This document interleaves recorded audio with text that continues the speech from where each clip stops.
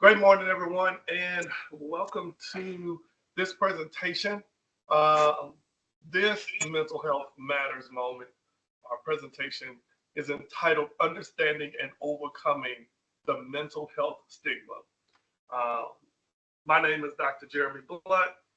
Here's a little bit of the credentials that I have. I specialize in crisis intervention and prevention, empowerment and training.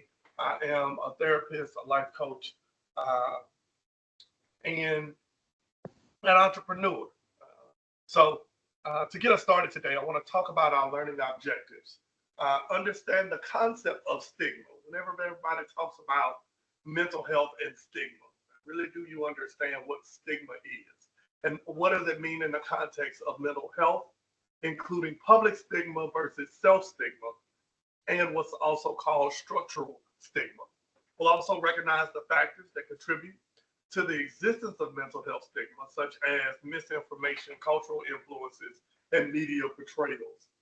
You'll be able to discuss, or we will discuss, how stigma affects individuals, communities, and healthcare systems, including its role in preventing people from seeking help or treatment. And we'll learn actionable steps to reduce stigma. What is stigma? So stigma, the origin of the word is actually Greek, and it means to mark, a mark made by a pointed instrument or a die. In this particular instance, we're referring to a mark of disgrace associated with a particular circumstance, quality, or person. The stigma of mental disorder. So it's a mark made against something in particular, either a person, set of circumstances, or something. It's also often a synonym for it is also often referred to or given the connotation of shame or disgrace or dishonor, a blemish. And there are both public stigma and self-stigma. Public stigma is society's negative attitude toward it. So it's the way society sees it and society portrays it. But on the other end, there's self-stigma, which is the internalized. That's where the shame and the guilt is how a person feels individually, without anybody else's their thought process, but how they feel about it individually. So there are three types of stigmas. There's what we call social. This is the negative views held by society, as I just mentioned. It's how other people see it. Society see it, things that you hear on the news, things that are said about it, and you start thinking about how it looks from the large standpoint. And as a result of that, there are what are called structural stigma. Those are institutional discrimination and a lack of support. So it's when policies, procedures, rules are set in place that those rules themselves actually kind of shun against something, or you know, lack of positive viewpoint on something is, well, the way these rules are set up, it does not really encourage it. So in other words, for example, you have on a job, they may have the way policies and procedures are written, they might not encourage folks that, hey, if you need help to go and talk to somebody, or to speak up, or to say, hey, I need a mental health day, or they may not have policies and procedures in place to allow folks to take off to go for a mental health appointment or something of that nature. And then there is perceived. Perceived is the fear of being judged or discriminated against. It's the thought of, I often ask this question when I'm giving large presentations. I ask how many people talk to themselves. And it's always funny the way people look around and trying to think of who we're referring to. But the reality is we all have that voice inside of us that we are having a conversation with ourselves about, how we view life and how we're perceiving it. Well, that is the most important conversation. And that's the one that a lot of times we ignore. We don't give it enough attention. But that's the conversation that a lot of times we're fearing things and we're fearing being judged. So we don't speak up because we don't want people to think negatively of us. So there's a stigma around that. It's our perceived way of how people will see us as a result of our feelings or if we say something. Why does mental health stigma exist? It exists for a number of reasons. Here's the first one: lack of education, and understanding. Misconceptions about mental illness fueled by stereotypes. So there is that thought process of, you know, people just not understanding where it comes from and why it exists. Cultural and societal influences, how different cultures and societies view mental health. For a long time, this is probably within the last 20 years, mental health really came to the forefront, and people really started paying attention to the way their thought process. If you ask your parents or your grandparents, it wasn't even something that was in a discussion. So it is very vital to understand that even, because this has just happened in the last 20 to 30 years coming to the forefront, it takes a lot longer for cultural change to take place and societal change that differentiates. But in a lot of cultures, they don't view mental health as, oh, well, you'll be all right. For those that are tuning in, let's do something real quick because I like to use the chat feature.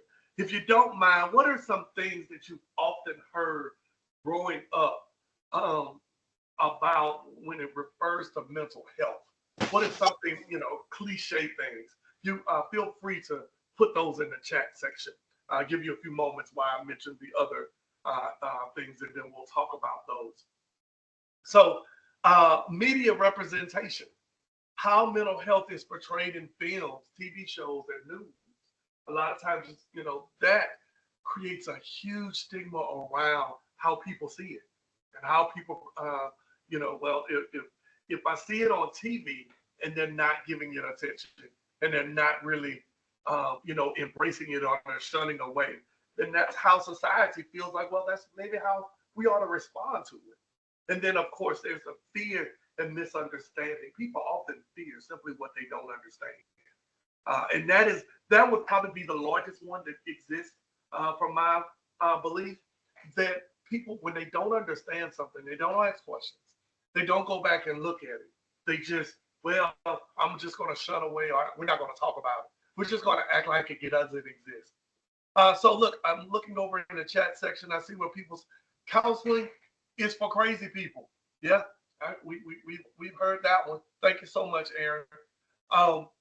What happens in our house stays in our house. Yes, but don't just say, you know what, nobody wants to talk about that. Don't tell nobody. Let's keep it to ourselves. Oh, and thank you for this one, Ariel. Pray. They would just say pray.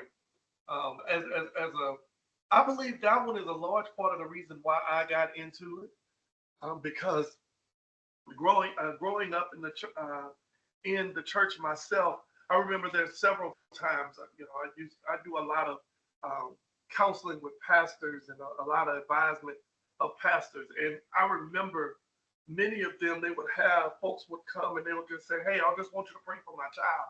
And the pastor would look and say, I can tell, not taking anything away from the prayers that I can do, but this child needs something additionally, or this person needs something additionally than just me praying. There's also the works part that needs to take place. So there is a lot that goes on, and our goal and my goal in this presentation is to help folks become more aware of, hey, are you just taking what is being said or what the influence or the cultural norms or societal norm, are you just taking that as, the answer and not seeking out, okay, let's look into this. Let's get more information. Let's make sure, we're addressing it the best way that it can be addressed, and maybe just not the only way that it has been addressed. So stigma brings experiences and feelings of shame, blame, hopelessness, distress, misrepresentation in the media, and reluctancy to seek or accept help. So shame, they don't want anybody to know because they don't want anyone to look at them any different. hopelessness. They feel like nobody can help them. They feel like nothing's going to change. Things have always been this way. This is what stigma does. As a result, I always tell folks the way the brain is designed, it only functions in two ways. It functions by imagination and memory. The younger we are, the more imagination we have, and the more imagination that we use. Many of us can remember running around, especially on a day like today, playing outside and running around. I know growing up, I remember tying the towel around my neck and running around like I'm about to take off like the next superhero. But then as you got older, you start having memories. So your reference point is either one of those two ways. You're either referencing what could happen or you're referencing what has happened. And if you're referencing what has happened, then you're using your memory. And a lot of times, if that memory is not a positive one, then if I'm pulling from a negative, how can it's not much harder to produce a positive. Because if I'm referencing all the negative reactions that I got from people and they talked about me and they shut down on me, or we saw where our memory is someone else has experienced a negative experience as a result of it. Someone said something was wrong with them and everybody talked about them. They became the laughing stock of the group. Then in our mind, well, if I say something, then I don't want to feel like that person might have felt. Or I don't want to be the laughing stock. So we think in ourselves, well, there's nothing that can be done. And I can't help my situation. So that's where that hopelessness comes from. The concept of blame. Well, it's somebody's fault. It's not mine. My daddy wasn't there. My mama wasn't there. My teacher did this or this happened to me. My coach let me down. We want to blame everybody else about the situation. Misrepresentation in the media. Well, how they talk about it in the media and how people is not embraced, or they have coverage of the negative, but they don't have coverage of the positive side. So many times you turn on the news today, you see the downpour, the negative side, but you don't see the positive that people are doing with mental health and how they view helping each other and reaching out to one another. Distress. It is stressful being in situations where you feel like, hey, I don't want to be the cast out. I don't want to be the one that everybody is looking at trying to figure it out. In many cases, they'll try to act like, well, I want to act like nothing's wrong. That's what we do many a times. I'd rather walk around and act like everything is perfectly fine and then no one is looking at me like that. So in turn, we'll do things like those kind of things called extreme anxiety. That's what distress is. It causes extreme anxiety or sorrow or pain. They'll just feel down. I'm gonna just keep it to myself. And they get, they'll shun away from everybody. Then there's the reluctance to seek or accept help. Not just the look, because no one, for some reason, there is a stigma. And these are some of the reasons that we're talking about of why people won't seek help.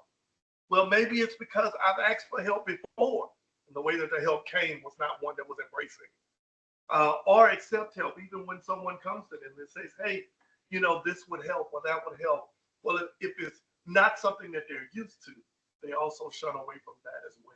So there's many of different reasons. But let's talk about some of the myths and give you some facts about mental health. One, mental health problems are very rare. Actually not true. 1 in 4 people will experience a mental health problem in a given year.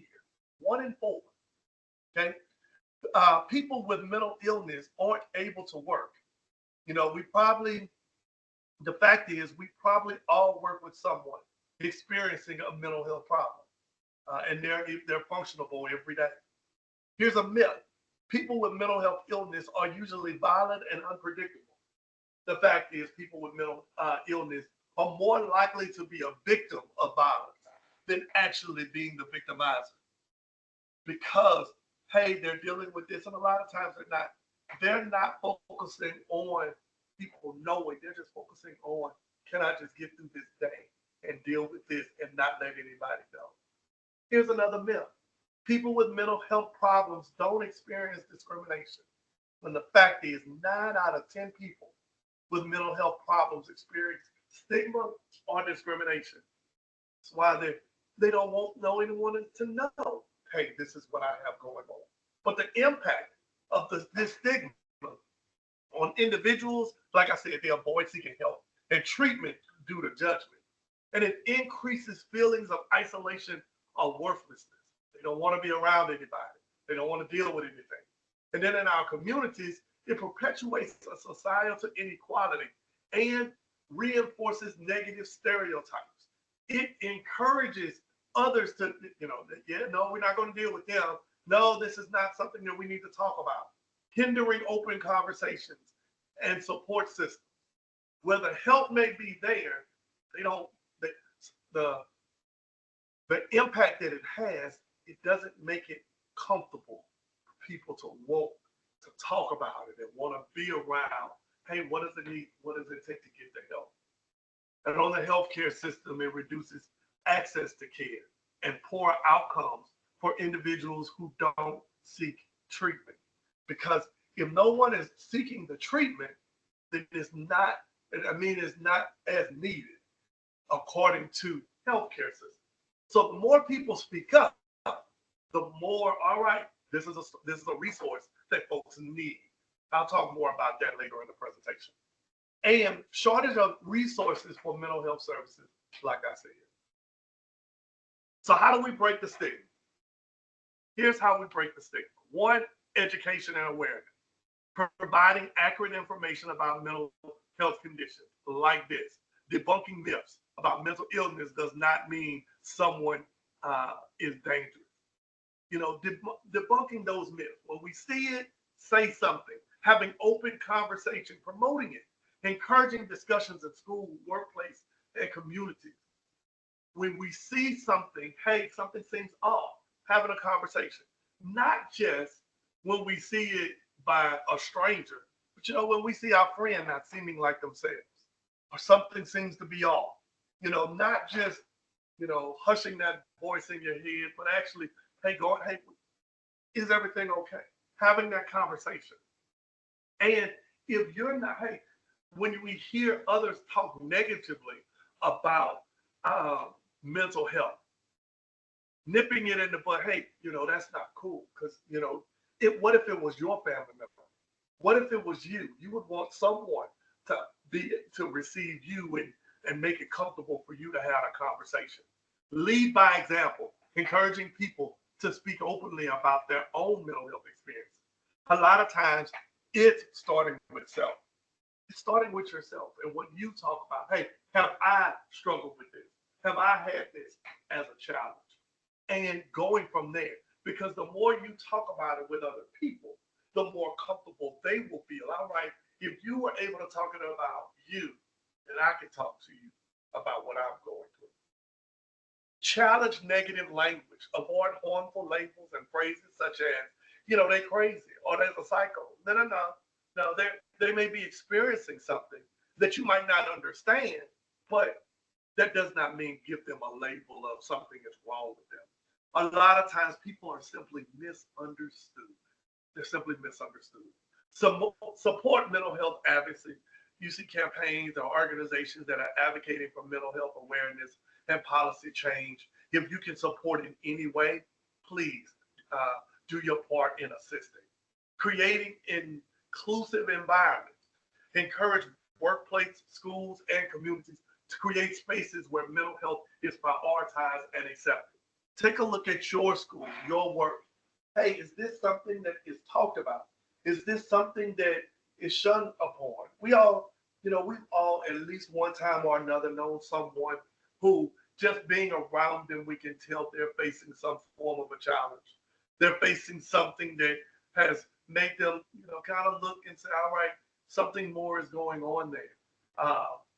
And have we said anything? And what stopped us from saying anything? We break the cycle by the next time you have the opportunity. Don't be silent. Say something. You know, be mindful of how you say it. Hey, you know, if that means pulling the boss to the side, hey, or taking a look at policies. Hey, what policies do we have into place? And what are we doing? Are those policies helpful? Are they, you know, meeting the needs and things of that nature? But being that person that speaks up and that person that uh, encourages that everybody can see and feel comfortable with mental health is important.